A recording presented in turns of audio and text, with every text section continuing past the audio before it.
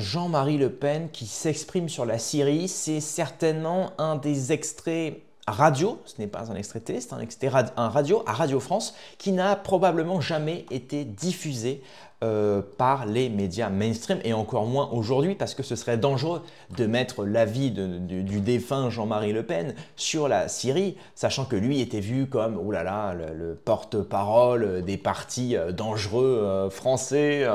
On ne peut pas dire le mot, mais vous avez compris, ça commence par un F, ça finit par un O. FAO, dirait-on. Eh bien, regardez ce qu'il disait sur la Syrie il y a quelques années sur Radio France. Et ensuite, on enchaînera justement sur une des prises de position de Alain Soral sur Bachar al-Assad. Et on finira évidemment aussi sur ce que dit une la mère Agnès Maram, témoin sur le terrain en Syrie, lève le voile. Voilà, on réagira à ça justement parce que nous avons aussi une pensée pour les chrétiens d'Orient, surtout dans cette période de Pâques. Voilà, globalement, les sujets dont on va traiter dans la vidéo d'aujourd'hui. Mettez un like, abonnez-vous et c'est parti. Monsieur Assad est un chef de gouvernement qui est Monsieur Assad est un chef de gouvernement qui est aux prises avec une contestation qui est à la fois civile et militaire, puisqu'on parle beaucoup de l'armée syrienne libre, que d'ailleurs on va espérer armer, un peu comme en Libye. Voilà.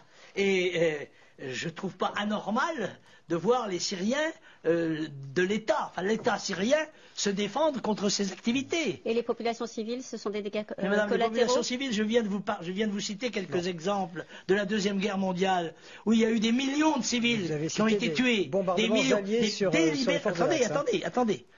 Délibérément. Ce ne sont pas des civils qui ont été tués comme ça, au hasard des échanges de feu. Non, non. Ce sont des villes qu'on a délibérément écrasées, des villes civiles, dans le but de faire capituler le gouvernement. Cette définition, c'est celle du terrorisme. Voilà, donc là vous le voyez, hein, Jean-Marie Le Pen, hein, il était connu, justement, on le qualifiait d'anarchiste de droite. C'est pas pour rien, c'est parce qu'il disait finalement tout haut ce que les gens pensent tout bas, même si des fois il pouvait dire certaines calembredaines, je dirais. Bon, ça reste quand même ça reste un visionnaire hein, pour l'époque. Et donc là, c'est hyper intéressant, justement, il parle de Bachar al-Assad, de la Syrie, justement, et c'est une position qu'on voit rarement, finalement, dans les médias français. Souvenez-vous, même avec la prise de pouvoir de HTS, on nous disait, voilà, regardez, oh là là, regardez HTS, c'est le mouvement qui a mis fin à Bachar al-Assad, le régime laïque, truc, machin. Et finalement, on se rend compte qu'il y a, comme je vous l'ai dit toujours, il y a les tenants et les aboutissants qui ne sont pas dits. Un jour, on crache sur Bachar al-Assad en disant qu'il fait vivre l'horreur à son peuple. Et puis après, on voit le HTS en disant oh, « Regardez, c'est quand même mieux. Ah oui, mais c'est quand même un pouvoir islamiste, attention. » Et puis de l'autre côté, on apprend qu'en fait, il persécute encore plus les populations civiles que ne le faisait Bachar al-Assad. Et qu'en plus de ça, on voit qu'il y a énormément de chrétiens syriens qui prennent cher. Et justement, c'est la sœur qui va nous le dire juste après. Alors là, on va réagir vite fait aussi à ce que dit Soral sur Bachar al-Assad et la Syrie. Il parle justement là de l'implication des Anglais dans le terreau. Vous allez le voir. Et il parle globalement aussi de la situation de Bachar al-Assad qui, je le rappelle, n'était pas destiné à être le président syrien. Vous allez le voir, c'est les révélations que nous fait Alain Soral. Bachar, qui n'était pas là pour régner, lui il était ophtalmo à Londres. Il a pris le pouvoir parce que son frère, qui devait prendre la suite de son père, s'est tué en bagnole.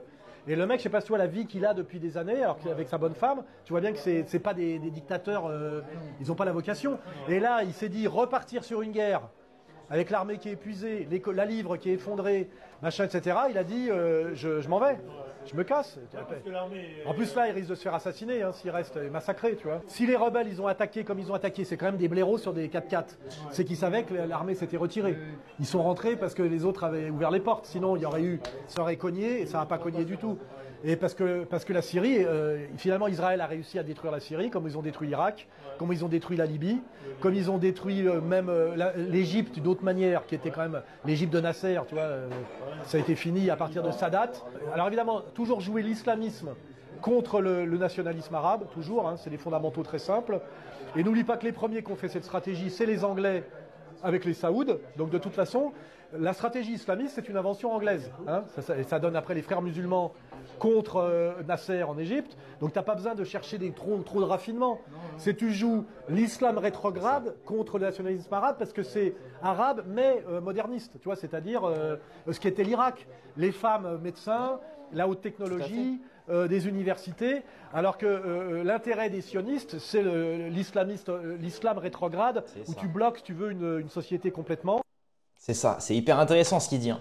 Il parle justement de la volonté de certaines puissances, disons, occidentales qui veulent détruire certains pays, notamment arabes, et qui disent, voilà, quand un pays arabe se développe trop, comme le fut l'Irak fut un temps, ou même l'Iran actuellement, vous le voyez, hein, qui enrichit son arsenal nucléaire. Je le rappelle en statistique, hein, 60% des diplômés des universités sont des femmes en Iran. À chaque fois, on nous fait croire que oui, les femmes là-bas, elles sont voilées, elles restent chez elles, elles font un bouffer et puis c'est tout, elles vivent l'horreur. En fait, 60% des diplômés d'université, c'est des femmes. Donc ça, c'est assez marrant. Et finalement, justement, les femmes sont de plus en plus carriéristes là-bas parce que c'est une société finalement, bon, même si les Iraniens sont des Perses, mais voilà, c'est quand même une société qui, voilà, orientale qui se développe, qui atteint finalement une certaine classe moyenne. Et ça dérange. Et justement, vous voyez à chaque fois, c'est ce que dit très bien Soral, le but de ces puissances occidentales qui veulent maintenir l'Orient d'une certaine manière à une certaine dépendance, ils amènent quoi? Ils amènent un pouvoir justement, ce qu'il appelle l'islam rétrograde, qui justement enlève justement le cumul de la vision islamiste, mais derrière d'une société modernisée, hein. Donc, comme ils le disent, ce qu'a été l'Irak ou ce qu'est l'Iran actuellement. À la place, voilà, ils mettent un islam rétrograde et hyper activiste et extrémiste, comme on le voit actuellement en Syrie, voilà, avec les HTS, des gens qui veulent finalement une purge de toute modernité. Mais finalement, on sait très bien que ces gens-là et ces groupes-là sont financés derrière. Bon, ça, c'est des sujets sur lesquels on ne peut pas aller, hein, sinon la température va monter de 11 degrés précisément. Mais c'est quand même assez intéressant. C'est-à-dire que c'est une vision. Alors tout le monde n'est pas d'accord, hein. Le tweet d'ailleurs a fait, ce que c'est moi qui ai mis cet extrait vidéo-là sur Twitter. Ça a fait extrêmement polémique. Tout le monde n'est pas d'accord. Mais moi je trouve que c'est une vision assez cohérente finalement. Je veux dire, si tu es une puissance occidentale et que tu veux déstabiliser un État justement qui arrive à allier moralité religieuse et pouvoir religieux, ainsi que modernisme qui permet à une certaine souche populaire d'accéder à la classe moyenne et de se développer, notamment dans son arsenal nucléaire, dans les métiers qui sortent un petit peu du tertiaire parasitaire, médecin, etc., ingénieur, voilà. Effectivement, là, tu arrives justement à une sorte de stabilité, en fait. Et dès que les pays orients arrivent à ce genre de stabilité, auquel, par exemple, Israël arrive, bizarrement, Israël n'est pas dérangé. Bizarrement, Israël n'est pas inquiété, j'ai envie de dire. Alors que tous les autres pays qui pourraient être des menaces pour Israël et pour l'Occident, tout de suite, on leur met des barrières. Hein, voilà, ça c'est assez marrant. Donc on va finir cette vidéo, 7 minutes ça va, on va finir cette vidéo par évidemment ce que dit la mère Agnès Mariam, témoin sur le terrain en Syrie, qui dit que les djihadistes au pouvoir profanent une statue de la Vierge Marie en invoquant des textes du Lévitique et leur justification, on ne dira pas la suite, mais elles ne sont pas forcément islamiques d'après elle. Donc je crois qu'elle a été interviewée chez Aberkan, si je ne dis pas de bêtises. Hein. Ceux qui prétendent combattre au nom d'Allah ne citent ni le Coran ni la Sunna. Alors la question se pose, au service de qui sont-ils vraiment? C'est ça. Et souvenez-vous que HTS, lorsqu'ils ont atteint le pouvoir en Syrie, qu'ils ont dégagé Bachar al-Assad, le premier gouvernement à s'être réjoui de l'arrivée du HTS au pouvoir, c'était Israël. Certains ministres israéliens ont dit « Nous sommes très fiers aujourd'hui de voir HTS au pouvoir, nous sommes fiers de les avoir aidés ».